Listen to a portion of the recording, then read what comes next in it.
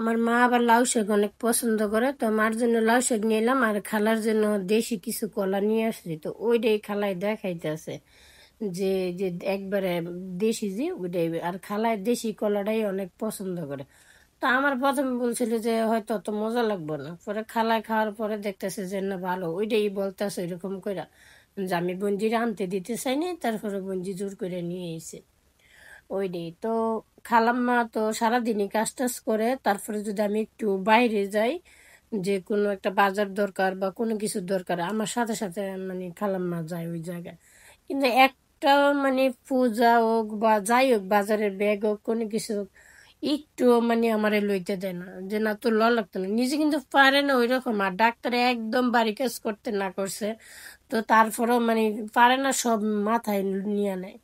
তো যেতটুকু পারছি চেষ্টা করছি খালাম্মারে আমার বাসায় থাকাকালীন আলগায় রাখার, যেতটুকু করা যায় আর কি। আর এমনিতে খাবার দাবার তো ওইরকম খায় না। তো আমি ডাক্তার দেখানোর সময় বলছি যে খাবার দাবার একদম খায় না, আর অনেক কাজ করে, তো এই যেই খাবার খায় এটা শরীরে লাগবো না, মানে যে পরিমাণে উনি খায়। আর এরকম না তো আর যে সবই তারে ভালো মন্দ খাওয়াইতেছি, বা বাড়িতে যে সবই ভালো মন্দ খাইতেছি। ভালো মন্দ বলতে দুধ ডিম বা অন্যান্য শাক সবজি ওইরকম কোনো কিছু ভালো করে খায় না, মানে যে কোনো কিছু খায় অল্প পরিমাণে খায়। কিন্তু আছে না যে দিলাম আর খাই নিল, ওইরকম কোনো কিছু না। কিন্তু ভাত খাইতে অনেক পছন্দ করে, যে কটাই খাইবো ভাত খাইতে পছন্দ করে। তো এই জন্য আমি আবার শাক নিয়ে এলাম, খালা আমি শাক ভাজি করে ভাত খাবো, আমি বলছি তা খাও। তা আমি এই সকালবেলা আবার এই যে বাজারে গেছিলাম, তো শাক আনার পর আবার বাজারে গেছিলাম, যাই আবার এই যে গরুর কলিজা নিয়ে এসে, যে শরীর একবারে দুর্বল, শরীরে কোনো এরকম রক্ত নাই, কোনো কিছু নেই। তো আমি যেতটুকু মানে চেষ্টা করি যেতটুকু মানে করা যায় আর কি। আমার বাসায় থাকবো এই কতদিন, এই কতদিনে আর আমি কি এরকম করতে পারবো? এর এর মানে এই কয়েকদিনে যদি আমি যত কিছুই করি, কিন্তু এটা এটা কোনো লাভ হইব না। উনি হচ্ছে যা সব সময় খাওয়া দাওয়ার দিকে খেয়াল রাখতে হইব, নিজের শরীরের দিকে এটা খেয়াল রাখতে হইব। নিজের শরীরের দিকে কি খেয়াল রাখবো, মানে কাম করি কুল পায় না, মানে দুনিয়ার কাম করব, মানে যে কাজটা করার দরকার না ওই কাজটাও করবো। তো মানে কাজ ছাড়া চোখে দেখে না। আর যদি কাজ থাকে তাহলে আমার মনে হয় রাত্রেবেলা চিন্তা করে যে সকালবেলা উঠে আমি কি কাজ করি। তো একসময় আমার মা অনেক কাজ করতো, প্রচুর কাজ করতো, এখনো কাজ করার লেগে পাগল। কিন্তু আমার আম্মা তো অনেক অসুস্থ হয়ে গেছে গা, এখন আবার যে একটু অনেক ধরনের সমস্যা ধরা পড়ছে। তো সবাই দোয়া করবেন। আমার তো এমনিতেই ছোটবেলার থেকে বাবা মারা গেছে, বড় ভাই মানুষ করছে, যেটুকু লালন পালন করছে বড় ভাই করছে, এই ছাড়া আর কি আছে। মা তো আছেই সাপোর্ট দেওয়ার জন্য ছিল, কিন্তু আমার মা, বাবা মারা যাওয়ার পরে মা একমাত্র ভরসা।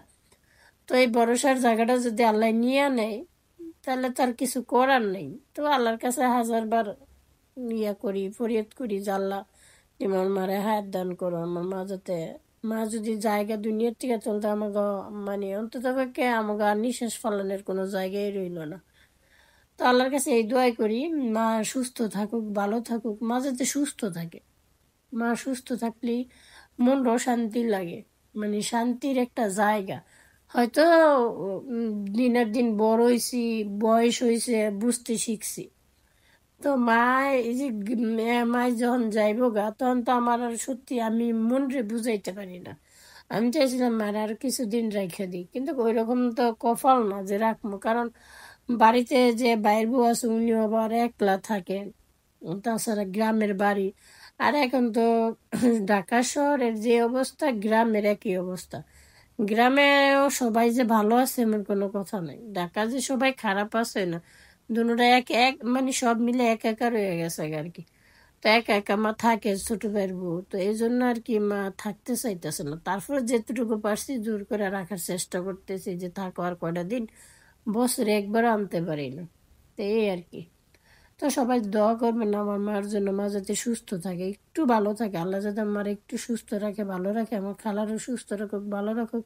খালার এই জীবনের শরীরের শক্তি দিয়া বহুত কাজ করে খাওয়াইছে, এমনও নিজ চোখে দেখছি ধান পাট দিছে, পাট দিয়া তারপরে ওই জায়গার থেকে চাল বের করছে, ওই চাল ভিজে গুঁড়ি করে পিঠা বানায় খাওয়াইছে। তাও কি পাড় দিয়ে পিঠা বানায় খাওয়া হয়েছে। আবার অনেক সময় দেখছি সিদ্ধ চাল বাইটা পাড়া দিয়ে বাইটা এই করে আমার মা খালা দুজনে অনেক করছে জীবনে। তা শরীরের যদি চামড়া দিয়ে জুতা বানায়ও দিই, মানে ওটার কোনো দিনই ঋণ শোধ হবার না। আর মানে ঋণ শোধও করতে পারতাম না, ওই ক্ষমতা আল্লাহ দেয়ও নেই ঋণ শোধ করার। তো ওইগুলা কথাই মনে পড়ে। তা এমনিতেই যদি কোনো একটা খালি বললে যে খালা এই জিনিসটা খামো কি, খালা এই জিনিসটা করবো আজকে বা কালকে করবো, মানে সবার আগে কইরা শেষ। কিন্তু একটু গান শুনতে পছন্দ করে, এই যে এই বাউল গানটা নয় না, এই গান শুনতে পছন্দ করে। তো এইটাই আমি মাঝে টাঝে ইউটিউব দিয়ে বাইর কইরা টিভিতে চালাই দিই, দেখে আর কি।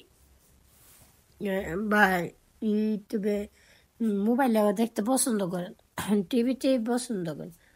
তো সরল মানুষ, মানে মনটা যেমন চায় এমন, কিন্তু একটু দুষ্টামি করে, এই যে মজা করতে অনেক পছন্দ করে। মানে আছে না মন গভীর করা, কারোর লগে ঝগড়া লাগা, ওগুলো একদমই খেলার পছন্দ না। এমনিও যদি দু এক কথা বলে এই চুপ করে এই চুপ করে, মানে ওইরকম কতক্ষণ থামাইবো ভাবে, যদি ঝগড়া হয়ে যায় ভাবে, যদি কোনো একটা কোনো সমস্যা হয়ে যায় বা এরকম আর কি।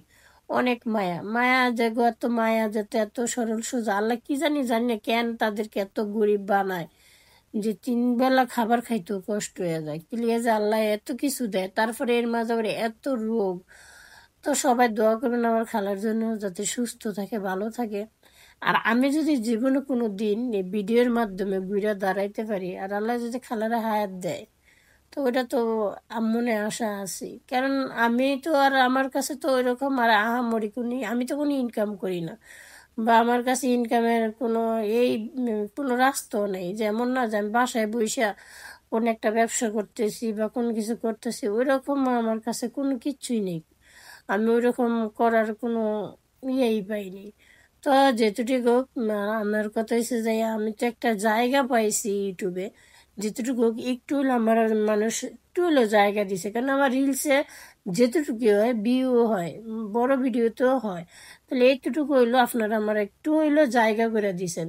আমি আশা রাখি যদি জীবনে কোনো দিন আমি ঘুরে দাঁড়াইতে পারি, একটু হলেও যদি আমি আমার আপনজনের পাশে দাঁড়াইতে পারি, বা আমি আমার নিজের এই মানে একটু নিজে শান্তি মতো একটু নিজের মতো করে বাঁচতে পারি, এইটাই এই আশাটাই। কেননা আমার লাইফে কেনা কয় শান্তি মতো বাঁচা বা নিজের মতো করে বাঁচা বা নিজে একটা কিছু করবো, এই চিন্তাটা কোনো দিনই ছিল না আমার। আমার বাবা মা ছোটবেলায় বিয়ে দিয়ে দিছে।